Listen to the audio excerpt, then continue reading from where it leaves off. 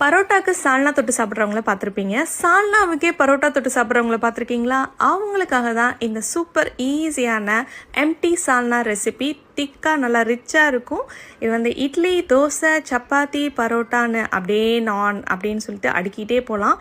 இப்போ இந்த ரெசிபிக்குள்ளே போயிடலாம். அரை மூடி அளவுக்கு தேங்காய், இஞ்சி, பூண்டு, அதுக்கப்புறம் ஊற வச்சுருக்கிற முந்திரி, கசகசா இது எல்லாத்தையும் நம்ம மிக்ஸி ஜாரில் போட்டுக்கலாம். இது கூட 1 டீஸ்பூன் அளவுக்கு ஜீரகம், 1 டீஸ்பூன் அளவுக்கு சோம்பு, ஒரு அரை டீஸ்பூன் அளவுக்கு மிளகு இதையும் போட்டு ஒரு சின்ன பீஸ் பட்டை போட்டு அது கூட வந்து கிராம்பு வந்து 2-3 போட்டுக்கலாம். இது கூட வந்து கடலை ஒரு டேபிள் ஸ்பூன் அளவுக்கு போட்டு கடலை இதெல்லாம் அரைச்சிட்டு வந்துடலாம்.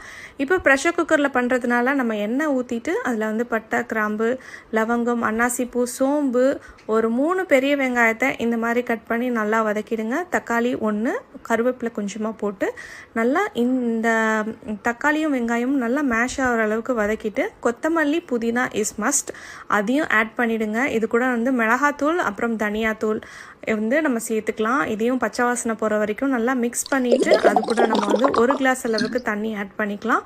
இப்போ நம்ம வந்து நல்லா மிக்ஸ் பண்ணிவிட்டு இது கொதி வந்தோடனே நம்ம வந்து அரைச்சி வச்சுருக்கிற விழுதியும் ஃபுல்லாக சேர்த்துக்கலாம். தண்ணி கலந்து இன்னும் ஆட் பண்ணிக்கோங்க.